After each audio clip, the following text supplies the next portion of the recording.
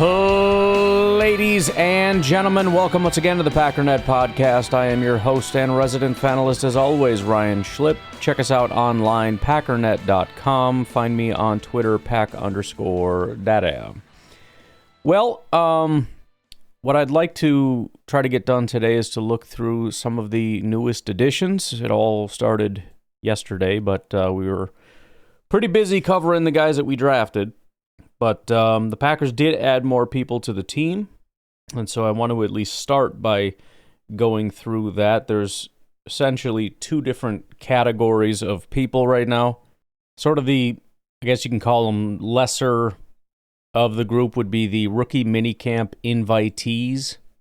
These are people that were not signed by the Packers officially, but they want to at least give them an opportunity to come work out, kind of get a second look at them, and see if possibly they could end up getting signed. Some of them have multiple camps scheduled because the rookie mini camps are at least a little bit staggered, not obviously 32 different weekends or anything, but gives them an opportunity to try out a couple different places. But we can start with those and then work up to the undrafted free agent signings who were officially signed by the Green Bay Packers, and as we know, don't have the worst chance in the world of actually making it. As far as the rookie minicamp stuff, why is it worth even talking about? There have been some examples of players that have made it. Most recent would be Malik Heath.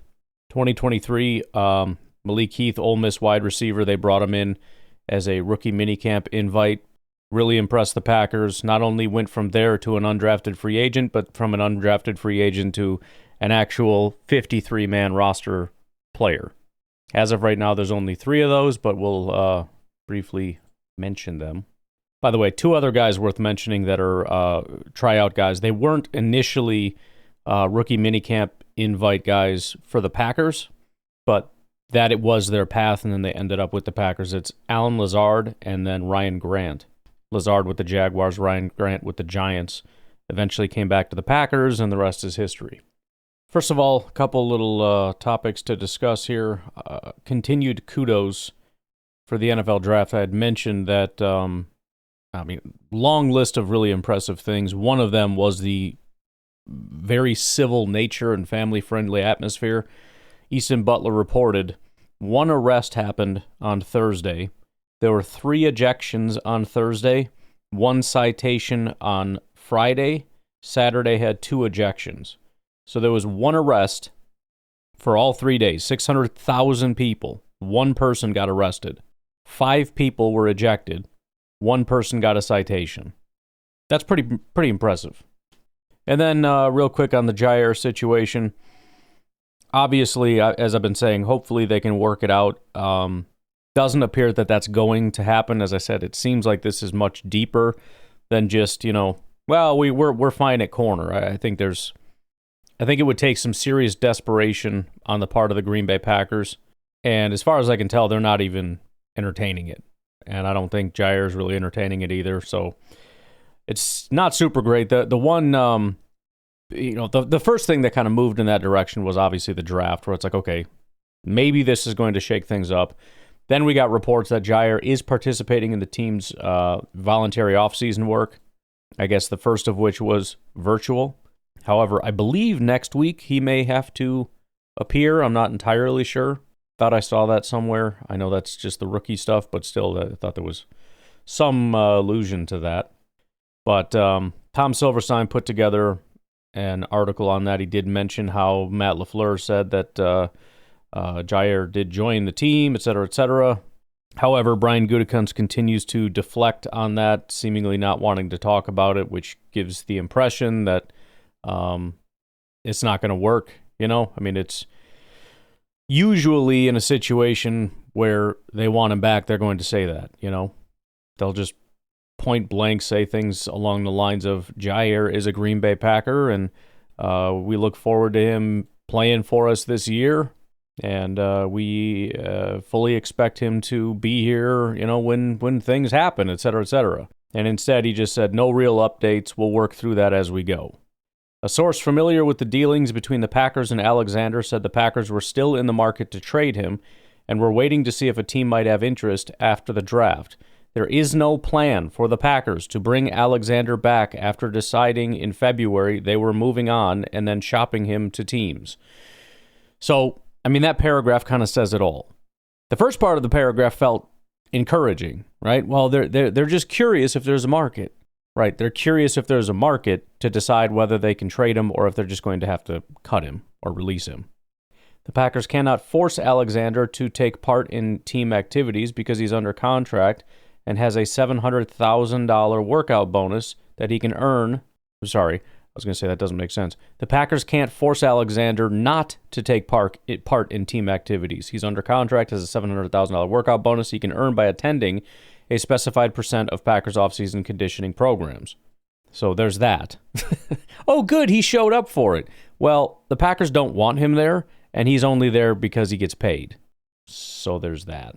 The Packers decided after Alexander missed more than 65% of the team's defensive snaps due to injury for the third time in 4 years that they were going to move on. He is due $17.5 million in cash and bonuses this year, which is part of the reason the Packers have had trouble trading him.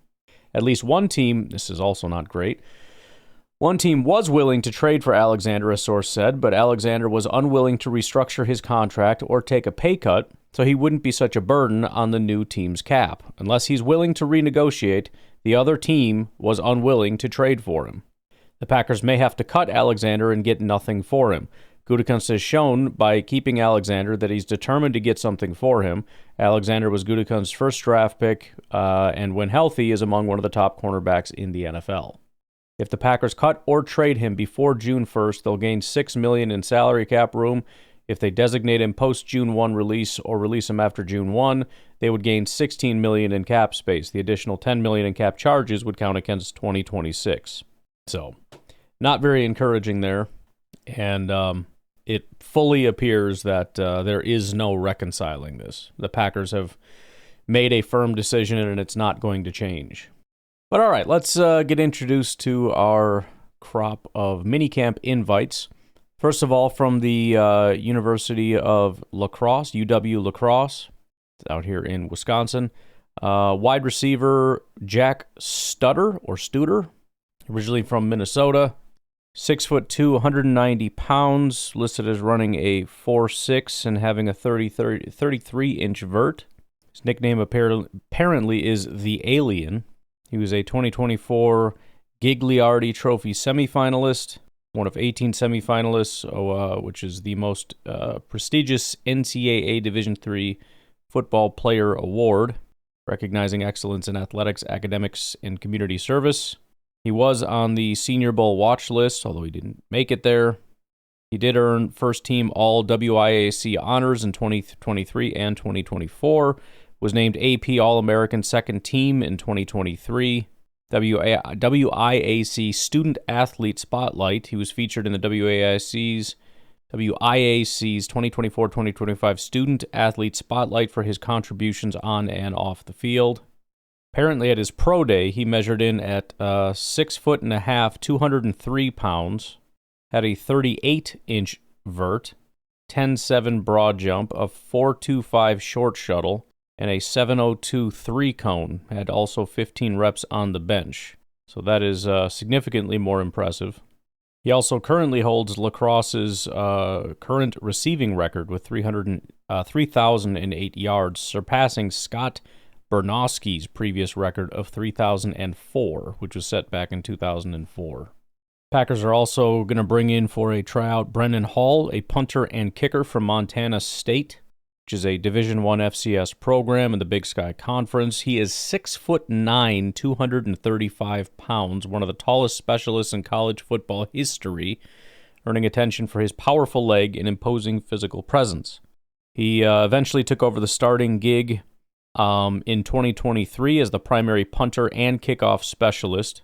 He led the FCS in net punting with 43.65 yards per punt on 34 attempts, pinning 14 inside the 20. Recorded 72 touchbacks and 86 attempts, nearly eliminating opponents' return opportunities. With as far as place kicking, he struggled with consistency, going 3 for 3 on field goals. I'm assuming he's coming in as a punter, probably not a kicker. He has very little experience doing that. They might put a ball in front of him and see what happens. But I'm guessing this is a punting thing. Apparently, he kind of went viral on social media. He gained attention for his height and powerful kicks. He had a PAT against Utah Tech, reportedly hit the scoreboard. There's a YouTube video of him that is titled, "He's 6'9" and hits 75 yarders." I watched the video. He showed a video of himself doing it, and it was in high school, May 3rd, 2018. So that one's kind of interesting. I'm not going to lie. This past year, he was second team All-Big Sky honors, named Big Sky Special Teams Player of the Week after a strong performance against New Mexico. 44 punts with a 46-yard average. His longest was 68 yards and 21 inside the 20. 90% of his kickoffs resulted in touchbacks. Still wasn't a full-time place kicker. So, again, probably not. Then we've got quarterback Taylor Elgersma from Wilfrid Laurier University in Ontario, Canada. Originally from London, Ontario. Started off as a backup, but took over the starter role in 2022. Completed 66% of his passes, 2,100 yards, 15 touchdowns, 9 picks. 2023, he led U Sports in passing yards and completions, completing 206 of 274, which is 75%. 2,600 yards, 18 touchdowns, 4 picks, so clearly got better. 141 rushing yards and 6 rushing touchdowns. In the Yates Cup, Elgersma threw 242 yards. He was 27 of 43, 1 touchdown, 2 picks. That's not great. And then his final senior year, 2024, delivered a historic season, led Laurier to 11-1 record, a OUA championship, the Yates Cup, a UTEC Bowl win, and a Vanier Cup national championship appearance, where they lost to Lavelle. Completed 75% of his passes again, 2,600 yards, 20 touchdowns, 9 interceptions in 8 games. Overall, threw for frickin' bunch of yards. Named OUA MVP, U Sports First Team All-Canadian, Heck Crichton Trophy winner, and UTEC Bowl Nike Offensive Player of the Game. He was invited to the Senior Bowl. He became the first U Sports quarterback and second U Sports player ever invited, joining linebacker Jordan Herdman Reed. He was 4 of 7 for 57 yards, including a 43-yard completion to Virginia Tech's Pat Bryant, setting up a tie-breaking field goal at the Senior Bowl. He is 6'4" and 5/8, about 220 pounds. Overall, just seems to have the makeup of an NFL player. Apparently, a Packers scout was in attendance for his pro day. He visited Green Bay on April 16th, 2025. He's planning to attend Green Bay and Buffalo's rookie minicamps. And then defensively, they got 2 linebackers coming in. Luke Gunderson, linebacker out of Northern State, it's D2 school. 2023 appeared in all 11 games, recorded 53 tackles, 28 solo, 7 tackles for a loss. He was named the 2025 Reese's Senior Bowl watch list in October 2024. He's from Buffalo, Minnesota, was selected among players from across the country in all 3 NCAA divisions. He received the NSIC All-Academic Team of Excellence, or he was on that team, recognized for academic achievement, balancing football with a strong classroom performance. Praised as a role model with with people talking about his character and influence on younger athletes, including playing on a church softball team. He's described as a phenomenal person and role model, and I guess he was offered to go to the Colts minicamp. I don't know if he's going to be going or not. He did accept, obviously, Green Bay. And then finally, Connor Shea, linebacker out of Wyoming. 6'2", 232 pounds, originally from Danville, California. Looks like he really didn't start very much until his 5th and final season at Wyoming. In that season, he competed for the weak side linebacker spot, following the graduation of starting middle linebacker Easton Gibbs and the subsequent position shift of Shea Suianoa, whatever.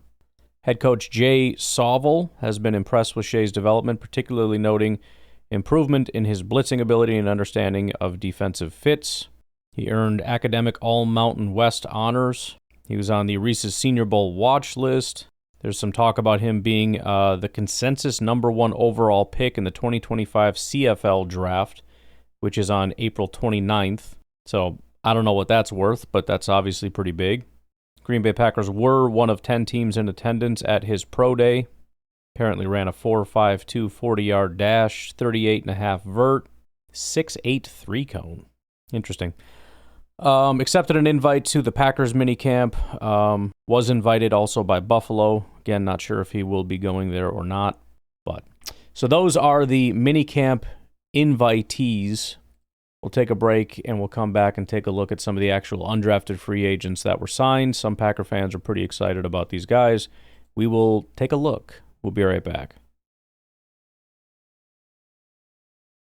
First up is defensive tackle Nazir Stackhouse, 3-year starter and all-SEC selection, 6'3", 320 pounds. I actually do have some notes here from his pro day. Maintained most of his combine numbers. He did bench 27 reps. His weight was 327. Scouts said they were impressed with his movement in position drills despite his size. Had extensive meetings with the Jets and Patriots. He was drawing interest from the Jets and Saints.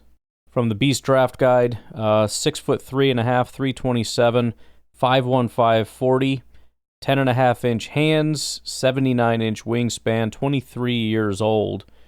He is listed as a 5th to 6th round prospect, so pretty high on the list. Actually, 2 spots ahead of Warren Brinson, which is pretty funny. High enough on here that he's got a full write-up, so we might as well go through that. 3-year starter at Georgia, Stackhouse played nose tackle in head coach Kirby Smart's hybrid front. Lining up primarily over the center, NFL teams quickly became familiar with him after he emerged as a dominant run defender in the Bulldogs' 2022 national title-winning team, even though he was used mostly as a pawn in the scheme to take up space. Perfectly fine, because that's kind of what the Packers are looking for. Stackhouse is a power-packed and tough to displace in the middle of the line, though he is appropriately named because he probably could stack a house. His shed isn't as impressive. You'd like to see him play more physically against single blocks and bring a little more juice to the backfield as a disruptor. Overall, Stackhouse is a naturally powerful human who can two-gap, eat up double teams, and make run stops at the line. He will add early down nose tackle depth to an NFL defense. I don't know if I'd be shocked if both these guys ended up making it. You know what I mean? Could use a couple nose tackle. I don't know, just saying. Strengths: big, stout athlete, powerful at the point of attack, tough object to move, good contact balance, delivers a thump when he wants to reestablish the line, used to dealing with extra attention from offenses, adequate quickness at the snap, explodes through ball carriers as heavy tackler. Weaknesses: doesn't take advantage of one-on-one opportunities when he gets them, lacks explosive elements to his game. That is kind of funny, the one-on-one thing. There are times you'll find certain guys where they can win against 2 guys. And you think, man, this guy is a monster. He can take on 2 guys. They can't even move him. And then he gets a one-on-one, and you think, oh, he's going to throw this guy out of the way. And, sometimes they just can't. Again, it's that whole, I'm not going forward, but I'm also not going backwards. So we'll call it a stalemate. Too methodical in his process, has some range to work down the line, but tends to lose sight of ball carriers. Doesn't reach backfield often. Diagnosed with narcolepsy, which he needs to monitor. Okay. I mean, I'm sure it's not like it is in the movies, but still. Missed time during 2021 season, including national championship game versus Alabama because of plantar fasciitis. Nazir, also known as Naz Stackhouse, was born in Trenton, New Jersey, moved to Georgia at age 6, tried several different sports throughout childhood, gravitated toward football. Wasn't until he enrolled at Georgia, however, that he was officially tested and diagnosed with narcolepsy. He would sometimes fall asleep in team meetings and often had to fight the urge for a quick nap during games. Georgia's 8 overtime win over Georgia Tech in 2024 was especially challenging. I bet it was tough for everybody.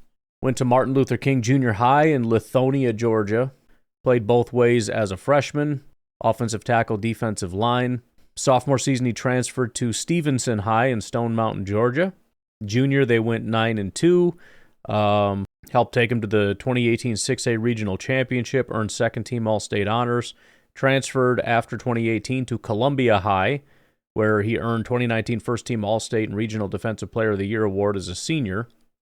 In order to stay in shape, he joined the swim team as a freshman and sophomore, then gave basketball a try as a junior. He also lettered in track and had personal bests, 42 feet, 8 inches in the shot put. 4-star recruit, Stackhouse was the 27th ranked defensive tackle in the 2020 recruiting class. Offers from Alabama, Florida, Georgia, Ohio State, Tennessee. His proximity to Athens led him to commit to Kirby Smart in December 2017. He was the first commit of Georgia's 2020 class. However, Stackhouse kept his options open and took official visits from Auburn, Georgia, Texas, Georgia Tech, and others, close to flipping to Tennessee during his senior season, but stayed committed to Georgia. Following Decatur native Devontae Wyatt was a big factor. Oh, interesting. So these guys are already buddies. Stackhouse was a 16th-ranked recruit in Smart's 2020 class, 3 spots behind Carson Beck. He accepted his invitation to the East-West Shrine Bowl. Taking a quick look over at PFF, it's pretty much what you would have expected. 5 years at Georgia, started in year 3, and from that time, his run defense grades were 86, 75, and 83. His pass rush grades 53, 57, 58. Bottom line, he can't rush the passer. He had 7 pressures on 259 attempts. The year prior, it was 2 pressures on 217 attempts. He had 2 sacks over those 3 years. Hilariously, it was in 2023 when he had two total pressures. 2 pressures, and both of them were sacks. Didn't have a single sack in either other seasons. But real solid run defender. I mean, 0 bad games. His worst game was a 60.8 grade against UMass. Doesn't have a ton of great games. 82 was his highest, but it's just that's his range, from 60 to 80 every single week. Very consistent. Pass rush grades even more consistent. From, again, nothing bad. 56, 55 to 64 is his range. Dude just doesn't, he just doesn't move. Next up, Jamin Dumas Johnson, linebacker out of Kentucky. Another guy that was formerly from Georgia, listed as the 25th ranked linebacker. He is listed as an undrafted free agent in the Bees draft guide. 6 foot, 236, 4'6", 40, 78.5-inch wingspan. Again, 23 years old. He spent 3 years at Georgia, got worse every year, went to Kentucky and got worse again. So very weird situation. His 4 years of college football, he went 81, 74, 70, 63. Looks like there might have been quite a few. He probably didn't start year 1, and then looks like he was injured year 3. But still very, very odd. Run defense seems to be his strongest suit. Again, got worse every year, but still. Followed by pass rush, followed by coverage. 1-year starter at Kentucky, Dumas Johnson played stacked as the Mike linebacker and defensive coordinator Brad White's 3-4 base scheme, occasionally lined up as an edge blitzer in sub. You have to wonder. You gotta wonder. I'm just saying. Is it possible they're going to try to fire him off the edge? He was an All-American on Georgia's 2022 national championship team before moving to Kentucky for the 2024 season. He led the Wildcats in tackles and defensive snaps per game.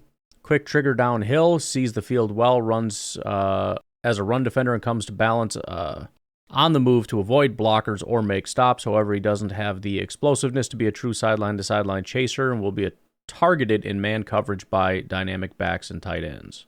Densely built with proportionate thickness, plays hard with a mean-spirited demeanor, face-up physical striker, has functional play range, uses peripherals to identify side angles, out-leverages perimeter, aggressive in short yardage, flashes blitz potential, terrific communicator pre-snap, described as a leader who continues to find his voice with a pulse of the team. Okay, productive at 2 different SEC programs. Negatives: average suddenness, tightness in his hips, will have a tough time staying connected, doesn't consistently shock climbing blockers, struggles to shift back into gear, missed tackles usually a result of him lunging, didn't play on kick or punt coverages, charges with misdemeanors of racing and reckless driving. That's a Georgia thing right there, I guarantee. That's 2023, he was in Georgia, knew it. Pled guilty to the latter charges and had the former dismissed, April 2023, sentenced to 12 months probation, community service, and defensive driving course. Had a season-ending left forearm fracture, which sidelined him for final 5 games of the junior season, missed 1 game as a senior because of injury. The amount of Georgia guys on this team is crazy. Jamon Pop Dumas Johnson was born and raised in Prince George County, Maryland, just outside of D.C., with his parents, Jimmy Dumas, who died after battling an illness in 2016, and Julia Johnson. That's sad. Another, by the way, football player on the team whose dad passed away. Jamon is the second youngest of 7 boys. His twin brother, Jamon and Javon, come on, man, is the youngest in the family by 19 minutes. Javon played linebacker at St. Francis Academy before signing Division II West Virginia State in 2021. He enrolled at St. Francis Academy, an independent Catholic school in Baltimore, where he was teammates with several future NFL players, including running backs Blake Corum and linebacker Chris Braswell. He was a 4-year varsity letterman and helped St. Francis to a combined 34-1 record over his first 3 seasons. Only loss came to Bryce Young of Mater Dei in 2019. He also helped the program to 3 straight state championships. Dumas Johnson played basketball for 1 season, joined the track team to help with the off-season conditioning. 4-star recruit, 22nd ranked linebacker in the 21 recruiting class, number 8 recruit in Maryland. After his sophomore season, he picked up a bunch of offers. Kentucky, Michigan, Ole Miss. Dumas announced a final 5 of Auburn, Florida, Georgia, Maryland, Tennessee before officially committing to the Bulldogs. 14th ranked recruit and head coach Kirby Smart's 21 class. After 3 years, went into the portal, came out the other side in Kentucky, invited to the East-West Shrine Bowl, and accepted that. Packers also brought in Jonathan Baldwin, a safety out of UNLV. PFF has him listed as a cornerback. He was apparently a slot/free safety. What is it with everybody being a slot corner? We have Keyshawn, who's a slot guy. We have Bullard, who's a slot guy. Then we bring in Hobbs, who's a slot guy. Then we draft somebody who's kind of a smaller slot guy. Then we bring in Jonathan Baldwin, who's a slot guy. I'm confused, I guess. 78 PFF grade, 74 coverage grade, spent 4 years at UNLV. Grades did improve, kind of had a big breakout. Year 4, 50, 60, 60, 78. Coverage grades, 50, 60, 50, 74. Gave up 3 touchdowns, had 3 interceptions, 8 pass breakups, 77.3 passer rating when targeted. Jonathan Baldwin, pretty hilariously, is listed on the Beast Draft Guide as the 103rd ranked safety. So, I don't know how seriously he puts the rankings together after a certain point, but 5'11 and a half, 190 pounds, 4'5", 40. Age is not listed. Obviously does not have a full write-up here. Oh, by the way, with Jamon Dumas Johnson here, Pro Day, 40-yard dash was listed between 4.54 and 4.57, 37.5-inch vert, 10.6 broad jump. Looked terrific in position drills. Some of the scouting notes, no-nonsense tough guy on the field, leader in the locker room, and building buzz among teams. But Jonathan Baldwin, safety out of UNLV Rebels, Division I FBS program in the Mountain West Conference, Houston, Texas native. Started for 3 years, earning attention as a 2025 NFL draft prospect. In 2024, he started all 12 games, solidifying himself as a defensive leader. He was the preseason second-team All-Mountain West, performed before all 32 teams at UNLV Pro Day, highlighted for his versatility and ball skills, standing out alongside teammates Ricky White and Jackson Woodard. Credits his parents for instilling discipline and values with a supportive family environment alongside 4 siblings. His leadership as a 3-year starter was noted by coaches and teammates. Tyron Herring, cornerback out of Delaware, listed as the number 59 corner on the Beast Draft Guide, 6'1", 201, 449. No age listed. Spent 2 years at Dartmouth and then 2 years at Delaware. His 2 years at Delaware, he had a 71 and a 71 coverage grade. In those 2 years, he gave up 4 touchdowns, had 4 interceptions, and 6 pass breakups. NFL passer ratings were 64 and 73. Originally went to Ivy League Dartmouth, valuing the academics alongside the athletics, but did transfer to Delaware to complete at an FCS level. Originally from Delray Beach, Florida. He's earned several accolades, including second-team All-CAA, All-CAA Honorable Mention, and was named the William V. Campbell Trophy semifinalist in 2024. He was invited to the East-West Shrine Bowl. He's described as long, instinctive cornerback with the tools to excel in specific schemes, with his zone coverage skills and special teams potential, making him a candidate for NFL teams looking for secondary depth. Finally, on the defensive side, Kazir Bugs Brown, another cornerback, this time out of Florida Atlantic. He's listed as the number 68 corner, 6'1", 223, 4'5", 340. He's another New Jersey guy from Trenton, New Jersey. Played at Lackawanna College, which is hilarious. The Office, But went from Lackawanna College to the Maine Black Bears, and then finally the Florida Atlantic Owls. So he's got to at least be 23 years old. Apparently he is excellent in press man coverage using his 6'3" frame and 300-pound bench press strength to jam receivers. Also effective in cover 2, reading quarterbacks from the flat zone. His speed allows him to chase down ball carriers across the field. So, sounds actually like a decent fit. If we're going based on fit, this is a bigger, stronger, kind of a press man type of a guy. It's worth keeping an eye on for sure. Why don't we take a break? We'll come back. We got the offensive side. 6 more guys to go through. 3 offensive linemen, 2 running backs, and a wide receiver. We'll take a break. We'll be right back. First up, listed as the 128th ranked receiver on the Beast Draft Guide out of Penn State, 6'2", 214 pounds, ran a 4.69, which is a little bit rough. Julian Fleming. He's a wide receiver who played his final college football season for the Penn State Nittany Lions in 2024 after transferring from Ohio State. A Catawissa, Pennsylvania native, he was a 5-star recruit and the top-ranked wide receiver in the 2020 class, setting Pennsylvania high school records with 5,514 receiving yards and 77 touchdown receptions at Southern Columbia High School. Despite high expectations, injuries and a crowded receiver room at Ohio State limited his production. At Penn State, he provided leadership and veteran presence, but posted modest stats, leading to a disappointed 4.68-second 40-yard dash at his pro day and an undrafted free agent signing with the Green Bay Packers. He was rated as the number 1 wide receiver and number 1 overall player in Pennsylvania by ESPN, number 3 overall and number 1 wide receiver by 24/7 Sports. Rivals had him number 4 overall.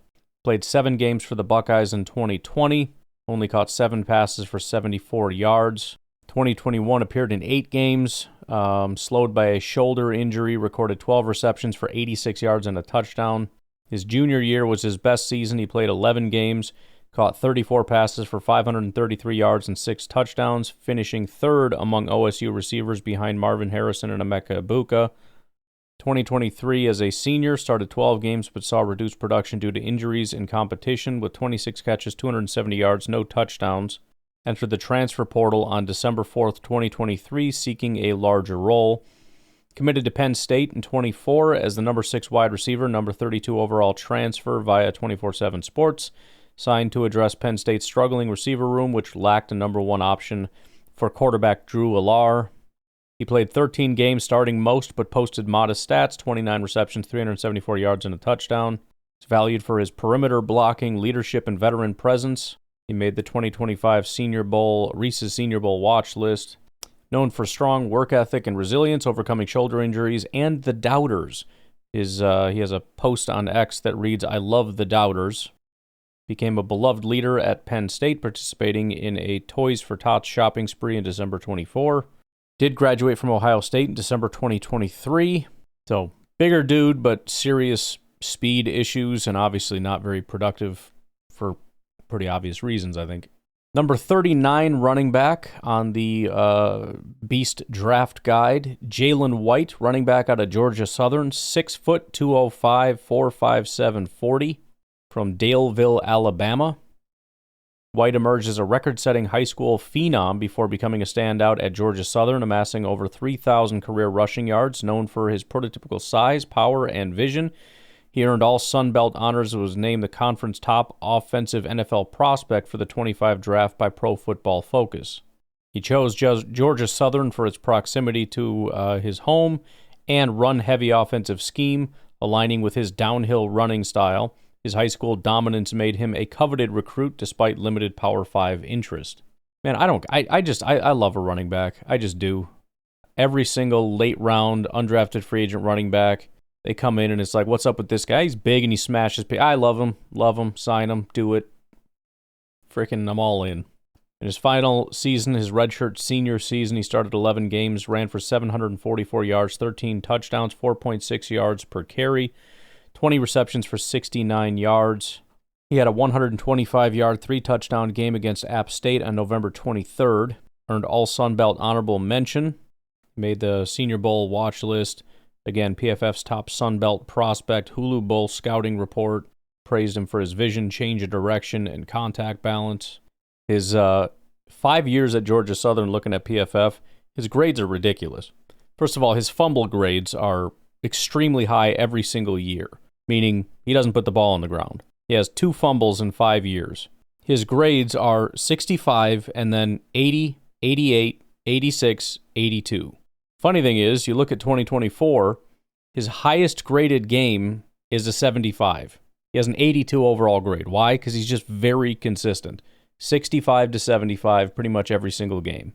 So, do we really need him? Probably not. Is he going to make the team outside of the practice squad? Probably not. Am I going to enjoy having this guy as a Green Bay Packer? Yes, I am. Then we got Amar Johnson, running back out of South Dakota State. He is 5'10", 205, 4.39 speed. That's a little bit of a different pace there, huh? 86 PFF, again, identical. South Dakota State, 4 years there, so he might be a little bit younger. His fumble grades, he's fumbled 3 times in 4 years, 87, 90, and then 78, 76. Those are the 2 years he had fumbles. His rushing grades, 82, 84, 78, 86. His career yards per attempt is 6 yards per attempt. He had 1,200 yards, 6.4 yards per attempt, 14 touchdowns, and 2 fumbles his final year at South Dakota State. 3.8 yards after contact per attempt, 49 missed tackles forced. Amassed over 1,400 yards and 15 touchdowns from scrimmage this past season. Running back from SDSU, Division I FCS program in the Missouri Valley Football Conference, St. Louis, Missouri native, transitioned from highly effective backup behind NFL talents Pierre Strong Jr. and Isaiah Davis to the Jackrabbits' primary running back in 2024. Two-time FCS national champion, he earned all MVFC first-team honors and signed as an undrafted free agent with the Green Bay Packers. Known for his speed, vision, and versatility, Johnson joins a competitive group of small school prospects from O'Fallon, Missouri. 2024, when he officially took the starting role, became the starting running back after Davis's NFL departure. Had a 157-yard, 2-touchdown game against Southern Illinois. 2023, he was all MVFC first-team MVFC honor roll. 2021 and 2022, he was MVFC honor roll, academics. 2024 preseason All-MVFC, named to the 2025 Reese's Senior Bowl watch list, though he didn't play in the game. Vocal leader and captain in 2024, mentored younger backs like Angel Johnson, his roommate since 2021, emphasizing patience, learning from Strong and Davis' professionalism, and stayed at SDSU despite transfer portal temptations, praised by Coach Jimmy Rogers for preparation and leadership. And after that, we got 3 offensive linemen. Brant Banks is an offensive lineman out of Rice. He's listed as the 93rd offensive tackle on the Beast Big Board, 6'7", 306. Another guy that's got to be up in age. He spent 4 years at Nebraska, 2 years at Rice. Only started the 2 years at Rice. His run blocking went from a 69 to a 73. His pass blocking went from a 65 to a 77. So very much improved. He's played a lot of different positions. 55 snaps at left tackle, 854 at left guard, 2 at right guard, 815 at right tackle. So left guard, right tackle have primarily been his spots. He was a left guard in 2023 at Rice. They moved him to right tackle. So he never really got his footing very well, but obviously right tackle is where he thrived. Houston, Texas native, Banks began his college career at Nebraska before transferring. Massive frame, versatility, and multi-year starting experience have made him a notable prospect for the 2025 NFL Draft. Chose Nebraska over offers from Baylor, Boston College, Cal, Houston, Pitt, and Missouri. He was drawn to Nebraska's Big Ten pedigree and offensive line tradition, transferred to Rice in 22 to return home and secure a starting role. While at Nebraska, he appeared in 26 games with 1 start, earning academic All-Big Ten honors and Nebraska Scholar Athlete Honor Roll for 8 semesters, graduated with a management degree in May of 2022. 2023 was a redshirt senior for the Rice Owls, started all 13 games, primarily left guard, leading the team in offensive snaps, anchored a line with shifting parts, helping Rice reach Serve Pro First Responder Bowl. Apparently Luke McCaffrey of the Washington Commanders recruited him. 2024, which is his 6th year, started all 12 games, Transitioning to right tackle, showcasing versatility, earned a spot on the Lombardi Award watch list, recognizing the top linemen and linebackers. So, pretty big dude. NIU, Northern Illinois Huskies, J.J. Lippy, apparently a Wisconsin native, listed as the number 46 offensive guard on the Beast Draft Guide. 6'5", 302, 545, 40-yard dash. He does not have a report here, but 5 years at NIU. His final year was kind of his breakout year. He started like 4 years. Looks like he was injured maybe in his third year, but started 4 of his 5 years. And then in his final year, he had a 72 run blocking grade and a 76 pass blocking grade. It was the highest in both categories. He is a Milwaukee, Wisconsin native, developed from a redshirt freshman with NFL aspirations into a versatile, durable starter, earning All-MAC first-team honors in 2024. Went to Whitefish Bay High School here in Wisconsin. Committed to Northern Illinois over offers from Ball State, Fordham, and others, drawn by opportunity to play early, and NIU's offensive line coach, Joe Agpulsa. Career stats, 52 games, 47 starts with experience at left guard, right tackle, right guard, and center. No specific blocking or pancake stats are tracked, but his Lions performance enabled NIU to rank among the MAC's top rushing offenses. 2024, he was All-MAC first team, recognizing his role in NIU's rushing attack and Notre Dame's upset. He did perform at the 2025 Pro Day, did that in front of 20 different scouts. Allegedly has a 5.67 RAS. Had to 17th bench press reps. Don't have much else as far as his physical profile. And then finally, the number 28th ranked offensive guard, Tyler Cooper, offensive guard out of Minnesota, also a Wisconsin native from St. Croix Falls, Wisconsin. 6'5", 302 pounds, 515, 40-yard dash, 80-inch wingspan. 4 years at Minnesota. This past year, he had a 66 pass blocking grade, 77 run blocking grade. That was kind of flipped the year before. 67 run blocking and then 83 pass blocking, which was flipped the year before. 51 pass blocking, 74 run blocking. He didn't really start that year, but it's funny. He has primarily played guard, a little bit of tackle, but 1,044 snaps at left guard, 265 at right guard. Cooper transformed from a 2-star recruit into a technically sound 2-year starter at left guard, earning all Big Ten honorable mention in 2024, standing 6'6", 310. His length, leverage, and pass protection skills have made him a prospect for the draft. He signed with the Packers. Cooper received all Big Ten honorable mention honors in 2024 and has been named the academic all Big Ten team multiple times, 2023, 24, etc. Cooper had a patient developmental trajectory at Minnesota. He redshirted in 2019, appeared in 1 game in 2020, didn't see game action in 2021, and played in 5 games in 2022 before becoming a starter. So apparently he was there for a while, just didn't really start or play very much. Entering the 2024 season, Cooper was rated as the 3rd highest graded returning interior offensive lineman in the Big Ten, according to Pro Football Focus. Minnesota's coach, P.J. Fleck, praised him as a great player and a great leader who means so much to this program. Cooper has dealt with some injury issues during the 24 season. In November 2024, he was ruled out for a game against Rutgers, which was a second consecutive missed game due to injury. As an NFL prospect, Cooper is described as a technically sound guard who wins with length and leverage rather than raw power or elite athleticism. His strengths include pass protection in confined spaces and down blocks in the run game, though he may be more suited to gap power schemes than zone concepts. So there you go. Nazir Stackhouse seems to be sort of the prize of this group, along with Dumas Johnson, perhaps, some of the more highly ranked guys with draftable grades, especially Stackhouse, at least according to the Beast Draft Guide, giving him, a 5th, 6th round grade. So we'll see. He actually graded out higher than the defensive tackle we actually took in that spot. So we shall see. Either way, I'm pretty excited. Again, we're sitting here, not much by way of cornerback.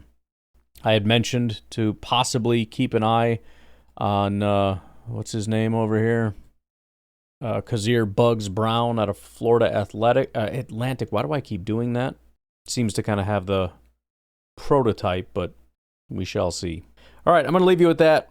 I know today's a little bit dry getting through some of this stuff, but I want to make sure we're getting to know who they are, and then we can kind of move off of it. But gotta eat your vegetables, you know?